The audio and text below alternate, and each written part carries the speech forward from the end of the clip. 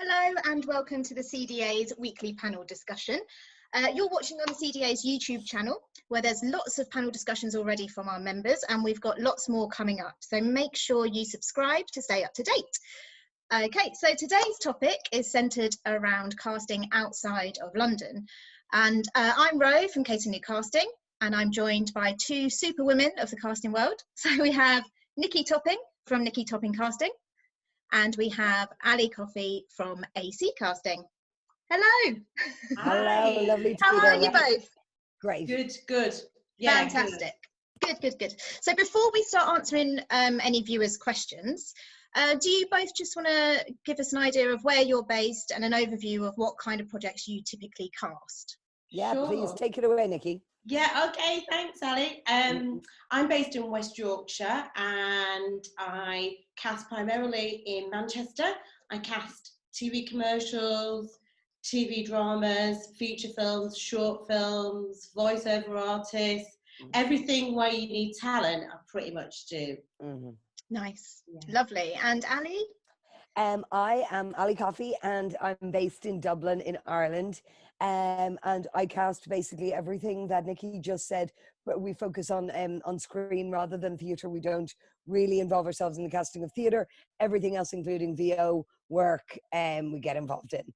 And the same thing, I also run Fish Pond, which is like an Irish spotlight for the last kind of 11 years. Wonderful, great. Alongside AC Casting. So a whole range of experience going on here, and lovely to have a geographical range as well. So at Cater New Casting, we're obviously based in London, and we cast similarly to you guys, mainly similarly to Ali in terms of screen, not so much theatrical, but anything for screen related.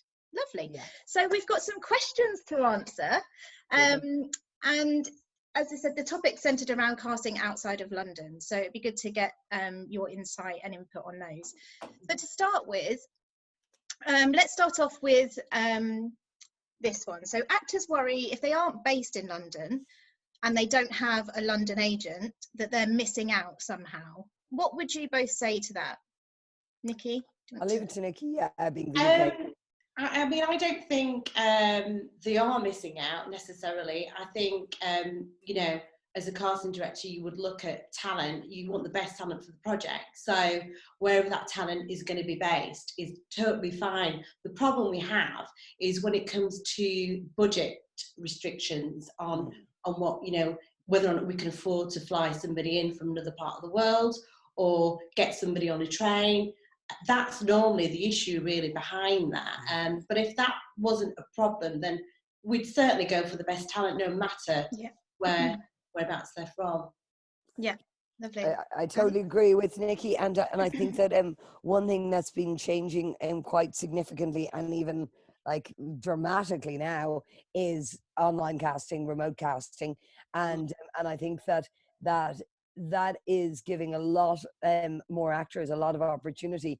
It's saving a lot of money in budget wise in terms of studio time and space and actors travel expenses, and for all of us across the board, for kind of, if you like, all three parties in this situation.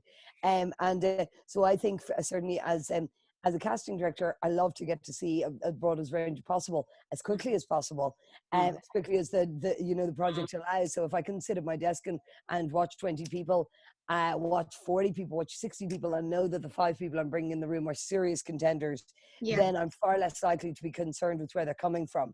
And I'm also far more likely to discover somebody new that I didn't know before.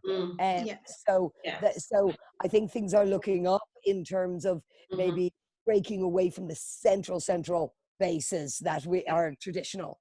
Yeah, absolutely right. But an interesting point to this is we've kind of been forced into this scenario given the lockdown situation and coronavirus situation, but it's something that casting directors have kind of been talking about for a very long time. We can cast remotely, we can do it via self-tapes, and not only from a logistical point of view, or, you know, seeing a wider variety of talent, but also from an environmental point of view. You know, if we can save the environment to stop carbon footprints of people traveling up and down the country or traveling in and out of cities, good point. Yeah, then you know we're doing our part, aren't we? So, yeah, that's also really important, I think, as a, like, and then as important as like expense, you know, from what can often be kind of a generally speaking a low income group as artists in general. You know, it can be a lot to ask to travel for an audition. At the very first stage, a recall is different, where there's interest being shown, but a very first stage can be a lot of expense, can't it? Really expensive. Yeah, I mean, I think it costs something like £90 to get a ticket from Manchester to London, which is insane. really ridiculous. It's crazy. It's insane. And too much to ask people to do. Yeah, too much. And if you know, if you've got responsibility, if you've got children as well, and just drop that and get all that. Yeah. So it's a big task, isn't it? You know, it is. And I think production. London's the one that everyone says about coming to for obvious reasons, but it's the same in any big city. You know, if somebody lives in a small town somewhere, they're still going to have to pay to get into that city. Yes. Yes, and one thing I notice is, like, say for example, if you're familiar with Ireland, Dublin's the capital. Cork, like, say, there's a lot of great creative people in Cork and Galway, and in lots of Kerry and lots of other interesting creative people all around the country. And sometimes I'm in a quandary about, do I ask that person to pay for the train and let them make their own decision, or do I make that decision for them and bypass them, which I feel like isn't fair either. You know, it's like you're putting it up to somebody of like, well, we'll consider you if you can arrive here, and or, you know, but then again, it's up to them. Then I don't want to exclude them and have decided for them. So you're kind of like, oh, they're in Cork, is it fair? Or they're in Galway, or they're in Belfast, or whatever, you know? So I think maybe that the self-taping and that we're doing now and a lot of remote stuff kind of is the answer to that, isn't it? You know, first round, there's interest in you. Then it's a bit of a different thing. Then it's like, okay, we need to get you here. You know? There's still massive need to get people into the studio and meet with them for all the reasons that we know, you know, seeing somebody's talent and getting a feel for who they are as a person. Definitely, energy, but absolutely first round. First round, we just want to see what you can do. Is it going to work? Is there a chance it's going to work? Totally agree there, Ali. Lovely. Okay, so Nicci, a question for you. So somebody said, I don't have the accent or language to match where I'm based. How do I overcome this? So for example, if they're based in the north but they're not northern, I think what they're trying to say is, they're going to casting in that area, would they be expected to be able to do that local accent? Not necessarily. Now we live in a multicultural society, so you know, all different regional accents are just as important, and you know, actors can do accents. Well, the majority of them can. So I think you just need to look at the opportunities that are around. So, for example, if somebody lives in Manchester and you know, they should look at opportunities that are going to be maybe in Liverpool, you know, cities that are quite close by. Wales isn't a million miles away from Manchester as well. So, you know, I think they need to kind of just think, what other opportunities close by to me are there? Not even necessarily in London, but close by. You know, so I don't think that should be a major concern. You might not get anything, you know, in one place, but there's other places to consider as well. So it's just doing the research, really. But I guess because you're based in the north, you're not just looking for northern actors, are you? No, absolutely not. No, exactly. No, absolutely not. No. It's open to everyone. Yeah, absolutely. Yeah, so people shouldn't be put off by that at all. No, not at all. Not at all. Ali, a question for you. So commercial campaigns and drama projects, what's the difference in Ireland, and should people from the UK be applying? Intriguing. Okay, so couple of things on this. A couple of things that we do a lot of commercial casting. It's been our bread and butter for years, and we turn over a good number of the commercials made in Ireland every year, and so it's something that comes up regularly.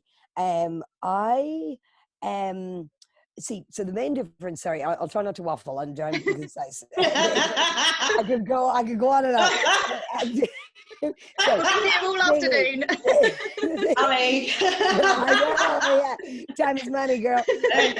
I've got basically, I'll try to be concise. Thing is, it's very different. One thing that is very different for commercial castings for actors in the UK versus Ireland is that it appears to me, and correct me if I'm wrong, that you can appear in several different campaigns as long as they're not competing products at the same time. And am I right in saying you're not even allowed to ask about anything other than competing campaigns at a casting session for commercials? So we ask what at the moment on the artist deck form, it asks for their work in the last 3 years. Okay. Yeah. Okay. So whatever it is, you must reveal. Yeah. Okay. So but it seems then, I guess, that people don't seem as hung up about somebody being in something else if it's not competing, judging by the faces that you see, you know what I mean, appearing. Yeah. So in Ireland, people care a whole lot about that, which is no fun for me, because the smaller the pool and the more people care about that, the smaller the pool. And so that can be a little bit, that can be a bit tricky. So I would say that if you're Irish, UK based, you could definitely apply for Irish work in commercials. Let's just speak quickly about commercials first. But you need to be able to be where you say you can be when you say you can be there. So if you do a remote audition and you say I can be there on this day, no problem, and I have a base, we'll nearly always be casting you as a locally based artist. If you're, unless we are specifically casting in the UK and extending our search out there. So you need to be able to say, I've got like a granny who lives in, an hour outside Dublin or whatever. And then we'll say, fine, but can you definitely be here to meet with the director on such and such a date? So be aware of the dates. Don't just say, I'll go for it, I'll throw my hat in the ring and hopefully I can be there. Nothing more annoying than that, as we all know. It's so frustrating. It's so frustrating, really. Any favors down the road with the people casting, as I'm sure we can all attest to. With drama projects, we will very often open up on Spotlight and accept self-tapes. Oftentimes, depending on the project, if we're doing an Irish film, we will open up and we'll look everywhere, but we'll be mainly looking for Irish actors based somewhere else. Mainly, not like always. As you can imagine, it depends on the size and the scope of the project. If it's a very big project, somebody else is going to be looking for the English people. They'll have a UK, they'll have an LA, whatever, and I'll be doing the Irish. If it's a smaller thing, I'll be doing everybody, so I'll be looking at everybody. So therefore, yes, do apply. And there was just one other thing I wanted to say about that. Oh, forgive me now for one sec. So if you're, we will also apply, this wasn't going to be my point, but I'll just go with it. This is because actually I made a note about this. I just don't want to, forgive me while I just... All right, Ali, we've got all day. Yeah, she really does want to keep us here, doesn't she? You're right. I really do. So if you okay, so basically, okay, here it goes. It's a more, say, niche role, and we feel the selection will be bigger. We'll always extend across the pond. Recently, we were looking for a deaf or hard of hearing main actor, and there was really only one person here who fit the brief.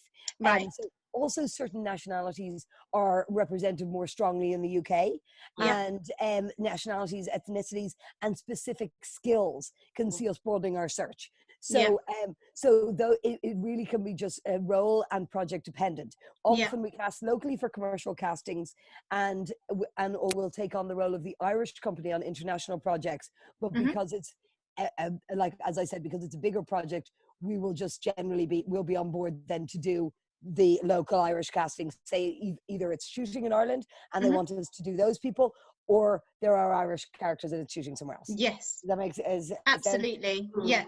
And you touched on it a bit there, but there could be times when you're then working in collaboration with another casting director who's doing casting for the same project, but maybe different characters in a different country. Could be in the UK, could be in America. All the time.